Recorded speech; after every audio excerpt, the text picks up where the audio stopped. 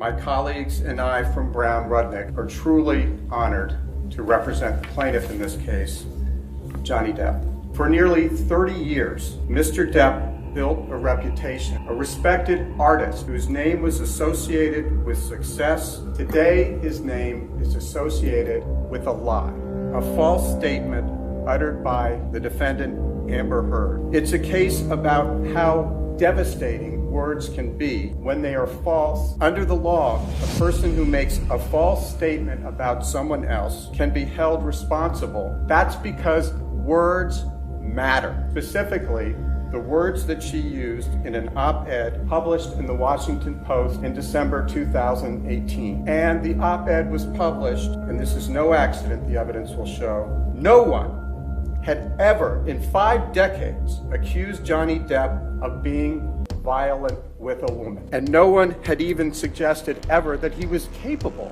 of something like this. By choosing to lie about her husband for her own personal benefit, Amber Heard forever changed Mr. Depp's life and reputation. For years now, the marriage and relationship of Depp and Heard has honestly been boiled down to a singular question: who AB'd who? According to Amber, she was AB'd physically by Depp during their marriage, and that led to her leaving him. But Johnny notes that it was she who AB'd him both physically, mentally, and emotionally, and that led to not just the divorce, but one of the lowest points in his career. But at their trial, a new possibility was put forth, one that states both of them AB'd one another. We'll break it down for you, but before we do that, go ahead and do us a favor by leaving a like on the video, subscribing to the channel, and hitting the bell icon so you never miss an upload from us. And with that being said, let's get straight into the video. Do you want to win an iPhone 12, maybe a MacBook Pro? How about $500 cash? All you have to do is comment the secret hidden message somewhere in this video. That's it. Oh, and leave a like on this video and subscribe to the channel so we can keep affording these giveaways. Winner will be announced at the last day of each month. Thanks for watching and good luck. Number 6. The counselor claims. Depp and Heard both emerged with mud on their faces Thursday after a string of witnesses gave unflattering testimony about their union, and a marriage counselor called their relationship one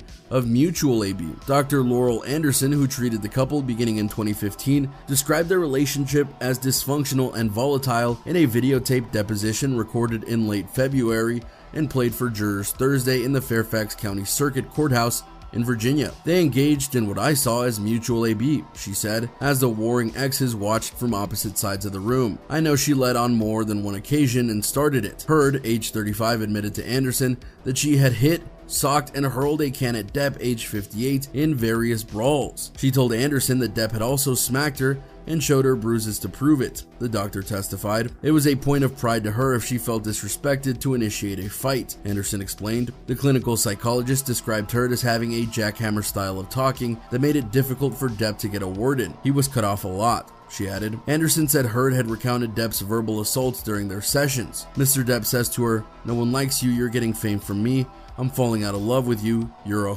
Anderson read from her notes, adding she's reporting how mean they are to one another. Number 5. Amber's actions. Earlier Thursday, the videotaped deposition of Heard's former personal assistant, Kate James, was played for jurors. The ex-staffer elicited chuckles from the gallery when asked if she was paid and replied very poorly. James described Heard as extremely demanding, calling her at all hours and on weekends, but refusing to pay for overtime. James, who worked for Heard from 2012 to 2015, said the Aquaman actress was verbally AB to her late mother, and her sister. Her mother was terrified of her, James recalled.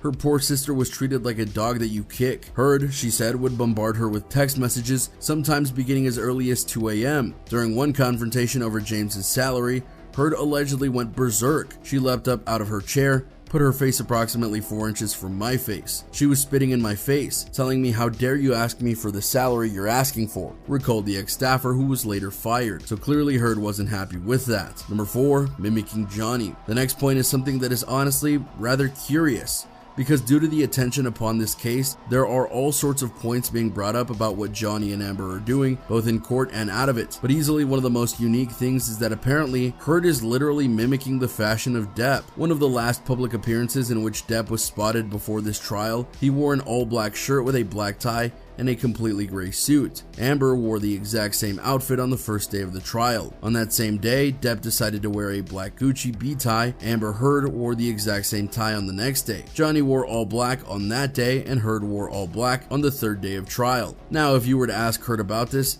you'd just hear her say that she's just wearing a good look for the trial, but the pictures don't lie. She's literally mimicking Johnny's visual style as she goes to court. But why? Many have speculated that this is her way of playing mind games with the man, something that further establishes how AB and vindictive she can be, even when she's trying to plead her case as not that in court currently. If Johnny's reacting to this, we haven't seen it yet, but it could still happen, and one has to wonder if Depp's team might bring this up given how frequently she appears to be doing it now. But only time will tell, obviously. Number 3.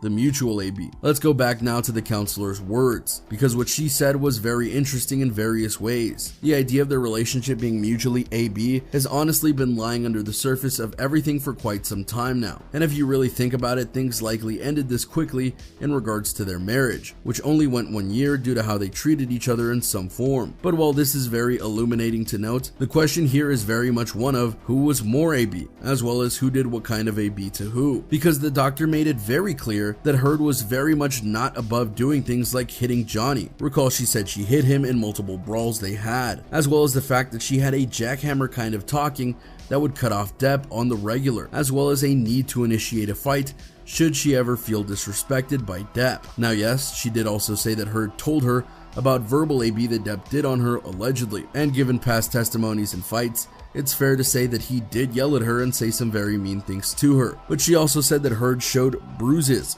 from physical AB that Depp gave her, and that's a key point of contention because the doctor can't claim that Depp did indeed hit her, just that Depp allegedly hit her. Still, if you look at what she said and what she didn't say, you'll see that she accuses Heard of a lot more than she accused Johnny of, and that's something that will hurt her in the long run. That's not to say that Depp is looking 100% clean and all that, but that also doesn't mean he's an ABer in the physical sense, as others have noted as this trial has gone on. Number 2, the neighbor's testimony. Isaac Baruch was Heard and Depp's neighbor during their marriage in their LA home and had some very key testimony to give. Baruch described seeing Heard on May 22nd in the aftermath of an argument she'd had with Depp the night before. He said that Heard told him Johnny came by last night and he became violent. Later, he said that he questioned Heard, asking, "He hit you?" And she said, "Yeah, he threw a phone at me and hit me. And I'm looking because I had just seen her 2 feet away. And I'm going, where?" He said that Heard put her head out for him to look at her face. "I'm looking at the whole thing and I don't see anything. I don't see a cut, bruise, swelling. It's just Amber's face." He also insisted that Heard was not wearing makeup. He said that he then made a joke to her, "Well, I don't see anything, but maybe all the beauty from one side of the face is outshining everything." And she's laughing, smiled, and I just looked at everybody and said, "This sounds nuts." Some might even respond to that with, "Nuts indeed." Number 1, how things are weighing right now. While it's truly impossible to know where things are headed in this case with Depp and Heard, we can say for certain things aren't going well for one of them, that one being Amber Heard, because so far we've heard from Depp's sister, the former couple's neighbor, the former couple's counselor, Amber's former assistant, and then one of Johnny's assistants, who was removed from the court after she violated a court rule, but her testimony still holds weight in some ways, who all basically said the same thing. Amber is an AB woman who went to town on Depp. She'll do her best to counter this, but these words aren't likely to be ignored for a while. And there you have it, everyone, a look at the newest bits of Depp and Heard's trial and where things might just be headed thanks to all that has been said by multiple parties and people. Do you think that this does indeed showcase a lot of new things and gives a potential new wrinkle to everything? Or do you think that this just makes the case all the more unbearable? Let us know in the comments down below, be sure to subscribe, and we'll see you next time on the channel.